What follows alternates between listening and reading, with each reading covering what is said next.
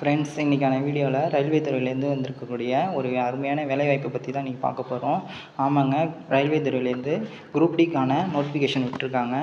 மொத்த காலி பணியிடங்கள் பார்த்திங்கன்னா 32,438. இந்த வேலைக்கு விண்ணப்பிப்பதற்கான கடைசி நாள் பார்த்திங்கன்னா 22/2/2025 நீங்கள் இந்த வேலைக்கு விண்ணப்பிச்சிடணும்.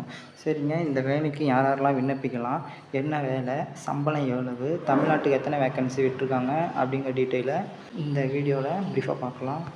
நீங்கள் இப்போ தான் நம்ம சேனலை புதுசாக பார்க்குறீங்க அப்படின்னா மறக்காமல் நம்ம சேனலை சப்ஸ்கிரைப் பண்ணிட்டு பாருங்கள். அது மட்டும் இல்லாமல் இந்த வீடியோவை ஸ்கிப் பண்ணாமல் பாருங்கள். அப்போ தான் நான் சொல்ல வர டீட்டெயில்ஸ் உங்களுக்கு தெளிவாக புரியும். ஆமாங்க, ரயில்வே துறையில் 10th முடித்தவங்களுக்கான ஒரு வேலைவாய்ப்பு தான். இந்த வேலைக்கு 18லேருந்து 36 வயது உள்ளவங்க விண்ணப்பிச்சுக்கலாம். இந்த வேலைக்கு அப்ளை செய்ய வேண்டிய கடைசி நாள் பார்த்திங்கன்னா February 22. இந்திய ரயில்வே துறையில் லெவல் 1க்கான போஸ்ட்டு தாங்க இது. மொத்தமாக 32,438 காலி பணியிடங்கள் இந்தியா ஃபுல்லாக. அதில் நம்ம தமிழ்நாட்டுக்கு மட்டும் எவ்வளோன்னு பார்த்தீங்கன்னா 2,694 வேக்கன்சி. இது வந்து சென்னை மண்டலத்துக்கு கொடுத்துருக்காங்க.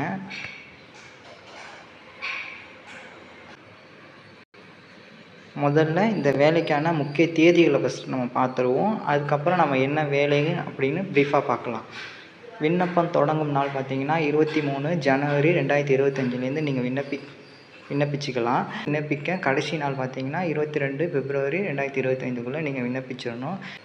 விண்ணப்பம் கட்டணம் செலுத்துவதற்கான நாள் பார்த்திங்கன்னா 23 ஜனவரி முதல் 25 பிப்ரவரி வரை நீங்கள் விண்ணப்ப கட்டணம் செலுத்திக்கலாம். இது ஆன்லைன் விண்ணப்பம் தான். விண்ணப்ப படிவத்தில் திருத்தங்களை செய்யும் நாட்கள், நீங்கள் அப்ளிகேஷன் போடும்போது ஏதாச்சும் கரெக்ஷன் இருந்துச்சு அப்படின்னா February 25 முதல் March 6 வரைக்கும் நீங்கள் கரெக்ஷன் பண்ணிக்கலாம். அடுத்து பணியிட விவரம். மொத்தமாக வந்து 32,438 காலி பணியிடங்கள் சொன்னேன் இல்லையா, அதில் வந்து தட பராமரிப்பாளருக்கு மட்டும் 13,187 காலி பணியிடங்கள் கொடுத்துருக்காங்க. அடுத்தபடியாக பார்த்தீங்கன்னா பாயிண்ட்ஸ்மேனுக்கு 5,058 காலி பணியிடங்கள் கொடுத்துருக்காங்க. இதில் பாயிண்ட்ஸ்மேனுக்கு பார்த்தீங்கன்னா 5,058 காலி பணியிடங்கள். உதவியாளருக்கு பார்த்தீங்கன்னா, அதாவது ட்ராக் மிஷினுக்கு வந்து 799 காலி பணியிடங்கள். உதவியாளருக்கு வந்து 301 பணியிடங்கள். தட பராமரிப்பாளருக்கு வந்து குரூப் 4 கேட்டகரியில் 13,187 காலி பணியிடங்கள். உதவியாளரில் வந்து பிவேல பார்த்தீங்கன்னா 247 காலி பணியிடங்கள். உதவியாளர் சிஎன்டபிள்யூவில் வந்து 2,587 காலி பணியிடங்கள். உதவி டிஆர்டி அதில் பார்த்தீங்கன்னா 1,381 பணியிடங்கள். உதவியாளர் எஸ்என்டியில் வந்து 2,012 பதவிகளும். உதவியாளர் லோக்கோஷெட்டில் 420 காலி பணியிடங்களும். உதவியாளர் லோக்கோஷெட் எலக்ட்ரிக்கல் டிவிஷனில் பார்த்தீங்கன்னா 950 காலி பணியிடங்களும். உதவி செயல்பாடுகள் எலக்ட்ரிக்கலில் வந்து பார்த்திங்கன்னா 744 காலி பணியிடங்களும்.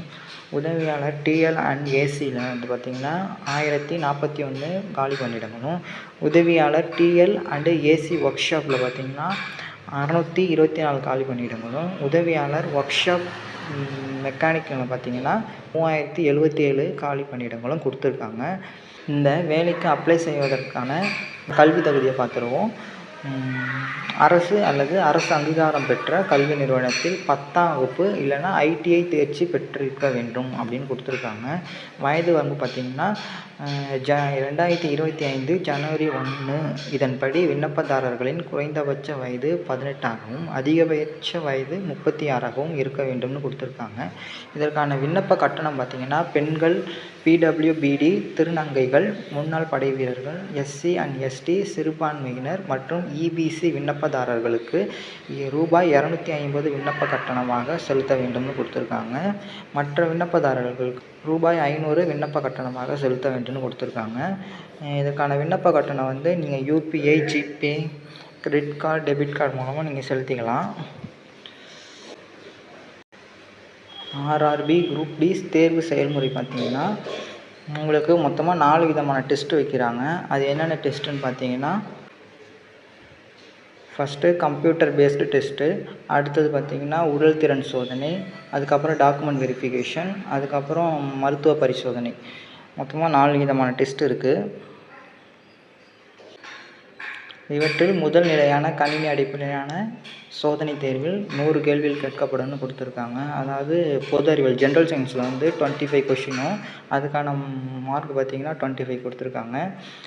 கணிதத்துலேருந்து 25 கேள்விகளும் அதற்கான மதிப்பெண் 25 கொடுத்துருக்காங்க. பொது நுண்ணறிவு மற்றும் பகுத்தறிவில் 30 கேள்வியும் அதுக்கான மதிப்பெண்கள் 30 கொடுத்துருக்காங்க. பொது விழிப்புணர்வு மற்றும் நடப்பு விவகாரங்கள் அதாவது கரண்ட் அஃபேர்ஸ்க்கு வந்து 20 கேள்விகளும் அதுக்கான கொஷின் மார்க் பார்த்திங்கன்னா 20 கொடுத்துருக்காங்க.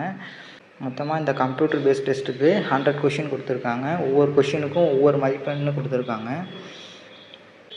எதிர்மறை மதிப்பெண் அதாவது இந்த டெஸ்ட்டுக்கு வந்து நெகட்டிவ் மார்க் உண்டு. அது வந்து எப்படி பிரிக்கிறாங்க அப்படின்னா 1/3 என்ற அளவில் மார்க்கை வந்து அவங்க வந்து மைனஸ் பண்ணுறாங்க. நெக்ஸ்ட்டு இந்த வேலைக்கான சம்பளம் விவரம் பார்த்திங்கன்னா மாதம் 18,000 ஊதியமாக வழங்கப்படும்னு கொடுத்துருக்காங்க. இது மட்டும் இல்லாமல் நிறைய அலவன்ஸும் கொடுத்துருக்காங்க. டிஏ, ஹெச்ஆர்ஏ, டிஏ போன்ற சலுகைகளும் உண்டுன்னு சொல்லியிருக்காங்க. இந்த வேலைக்கு விண்ணப்பிப்பதற்கான தகுதியும் விருப்பமும் உள்ளவங்க நோட்டிஃபிகேஷனை ஒரு முறைக்கு 2 முறை தரவாக படிச்சுட்டு அப்ளை செய்யுங்க. இந்த வேலைக்கு அப்ளை செய்கிறதுக்கான கடைசி நாள் பார்த்திங்கன்னா 22/2/2025. இந்த வேலைக்கான நோட்டிஃபிகேஷன் வந்து டிஸ்கிரிப்ஷனில் கொடுத்துருக்கேன். நம்ம சேனலை மறக்காமல் சப்ஸ்கிரைப் பண்ணி ஆதரவு கொடுங்க. நன்றி.